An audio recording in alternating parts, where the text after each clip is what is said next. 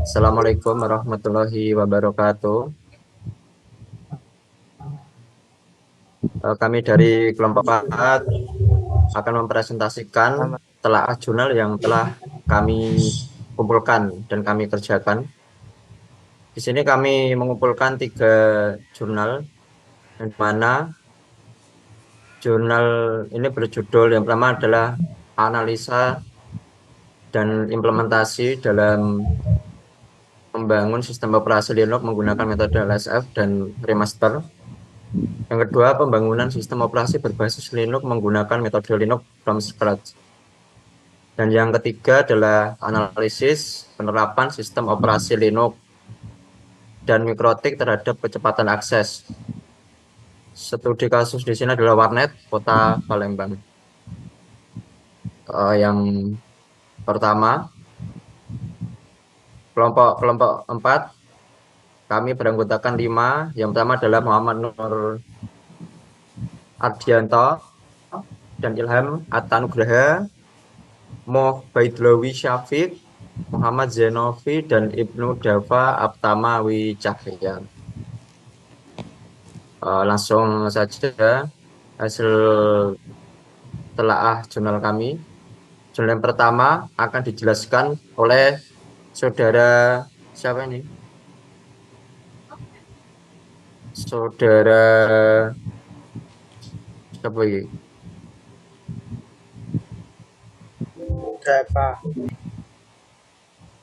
Dava. Oke, Ibnu Dava, silakan akan menjelaskan jurnal yang pertama.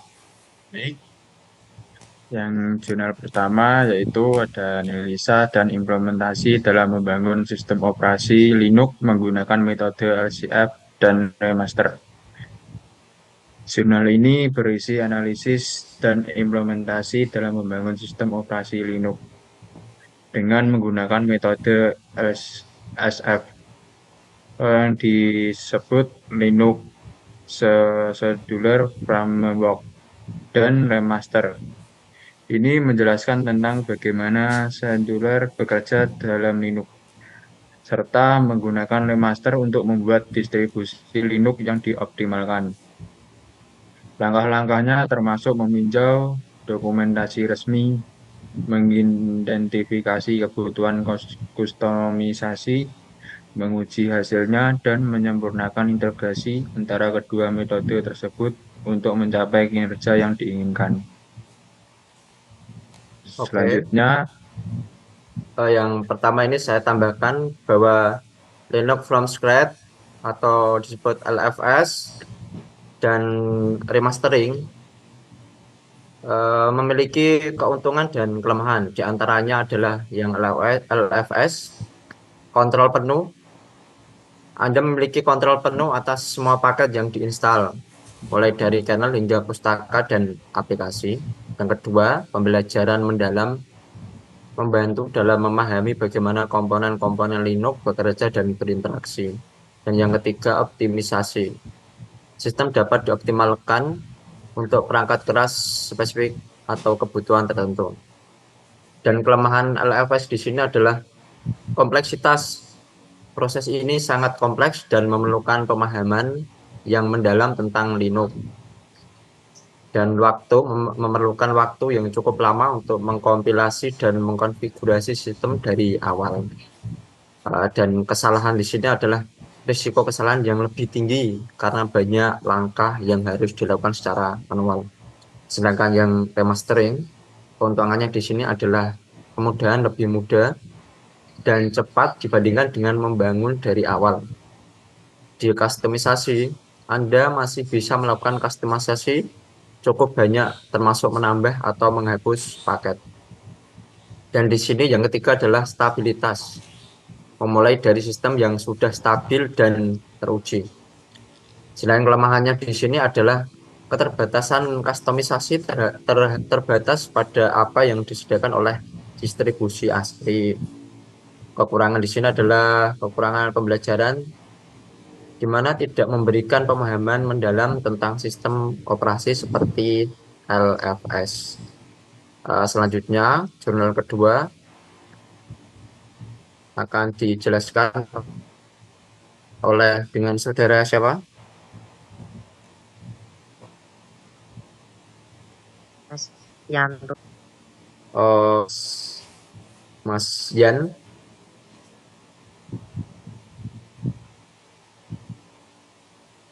Baik, terima kasih waktunya.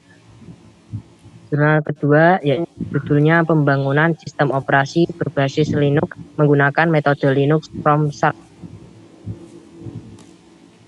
Jurnal kedua ini menjelaskan tentang Linux from Start atau LFS adalah proyek open source yang memungkinkan pengguna untuk membangun sistem operasi Linux mereka sendiri dari awal. Prosesnya melibatkan komplikasi kernel Linux, perangkat lunak dasar, dan utilitas sistem. Metode ini memberikan pemahaman pengguna dapat mengoptimalkan sistem operasi mereka sesuai kebutuhan dan preferensi. Prosesnya memerlukan keterampilan teknis yang kuat dan kesabaran, tetapi dapat memberikan hasil yang sangat memuaskan bagi mereka yang ingin belajar lebih dalam tentang inner workings dari Linux. Baik, terima kasih. Itu saja yang bisa saya sampaikan. Selanjutnya. Oke, terima kasih dengan Mas Yan. Akan dilanjutkan ke jurnal yang ketiga.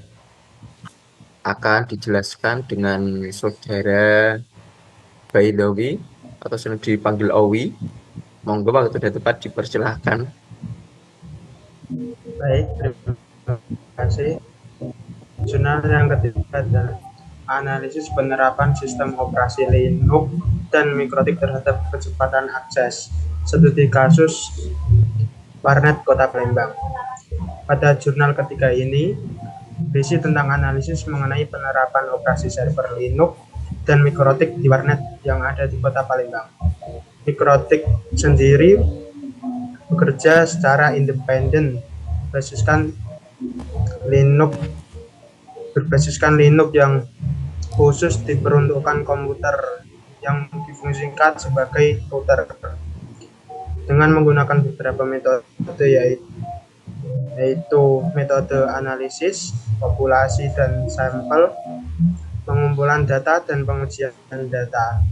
Dari penelitian yang dilakukan dapat disimpulkan bahwa penggunaan sistem operasi Linux dan mikrotik dapat memenuhi kebutuhan pengelola warnet dalam memanajemen jaringan internet. Dengan melihat indikator seperti jumlah komputer, jam kerja operasional, dan kecepatan internet. Penelitian ini memberikan bukti empiris tentang kesesuaian sistem operasi server dengan kebutuhan berbisnis warnet. Sekian, terima kasih.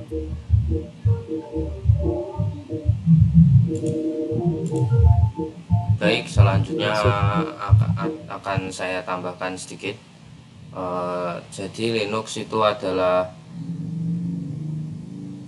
sistem operasi yang bebas dan sumber terbuka yang didasarkan pada kernel Linux, yaitu sebuah kernel sistem operasi yang pertama kali dikembangkan oleh Linus Torvalds pada 1991. Lalu Linux juga sebagai sistem operasi open source yang telah merevolusi industri perangkat lunak yang menawarkan penggunaan, modifikasi, dan distribusi.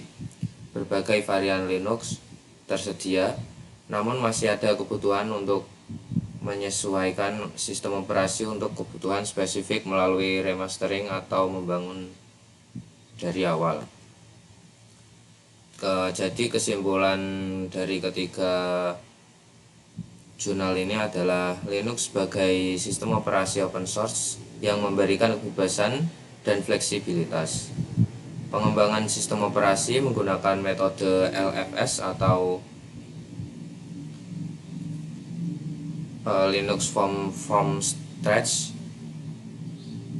dan remastering yang memiliki masing-masing kelebihan dan kekurangan. LFS memberikan pemahaman mendalam tentang sistem Linux sementara. Remastering juga mempermudah penyesuaian sistem operasi sesuai kebutuhan yang spesifik. Sekian tambahan dari saya.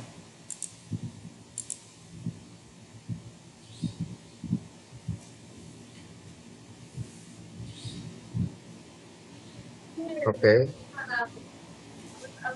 Sudah. Terima kasih untuk Mas Owi dan Mas Ilham. Sekian presentasi dari kami. Apabila ada kurang dan lebihnya, kami mohon maaf. Wassalamualaikum warahmatullahi wabarakatuh. Waalaikumsalam warahmatullahi Waalaikumsalam wabarakatuh. warahmatullahi wabarakatuh.